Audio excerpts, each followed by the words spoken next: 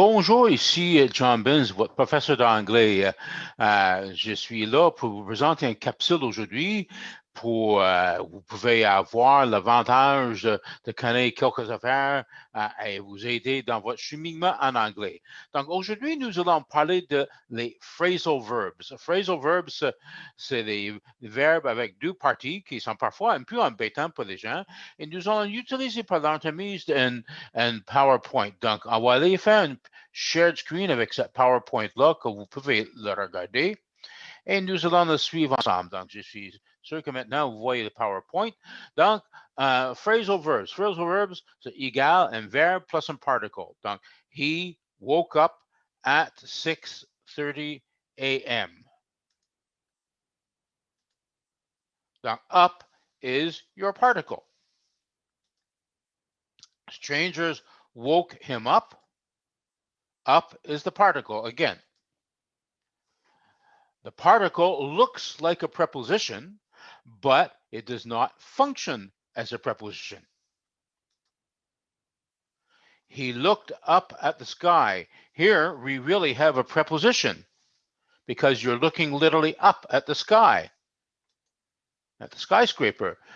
She looked up a word in her dictionary. Now here you have a particle, and as you can see, looking up are changing completely the context. It means rechercher. Wake up means awaken. Donc, phrasal verbs can have one-word verb meanings. Wake up means equals awaken. Go on means continue. Take off, remove. Take off your shoes. Donc, the phrasal verbs are less formal and more common in everyday speech. Donc, ils sont beaucoup aimés dans la conversation courante. Now, you have transitive phrasal verbs. Transitive phrasal verbs have an object. He's on an object. Most transitive phrasal verbs are separable. An example, he called up his boss to tell him he had overslept.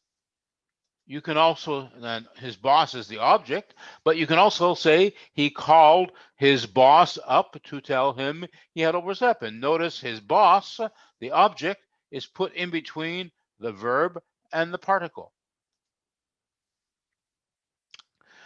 Then the object can also come after the phrasal verb or between the verb and the particle. Now, if we notice here, as at the last minute, the bride called off the wedding. The wedding is the object. No wedding. At the last minute, the bride called the wedding off. Again, the wedding is the object, but it's placed in between the verb and the particle. Until they do. But be careful. When the object is a pronoun, lorsque l'objet est un pronom, it must come between the verb and the particle. Notice, a friend called her up. The object is a pronoun. A friend called her up. Okay? Donc, our friend called up her at work is not good, but a friend called her up at work is good. Okay? Some examples: wake up, awaken. The baby wakes up his parents. The baby wakes the parents up, or the baby wakes them up. Now, we have some examples here. You can play with it if you want. Then we have what we call intransitive phrasal verbs. Intransitive phrasal verbs do not have objects. Notice he grew up in Egypt. There's no object here. She will hang up before she gets into her car. There's no object again.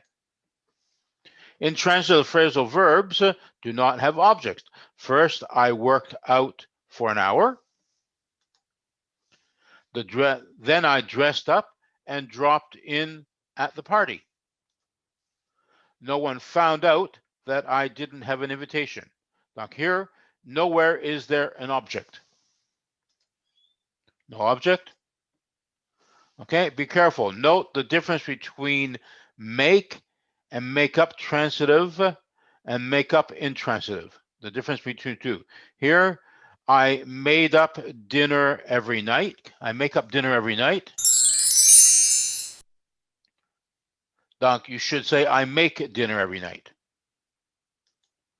Here, he made up a story about Jill and Joe. That means he invented, and it's transitive. Here, they made up, they're friends again. Donc, they reconciled. Okay, it's intransitive. Then you have some examples here. I dress up nicely.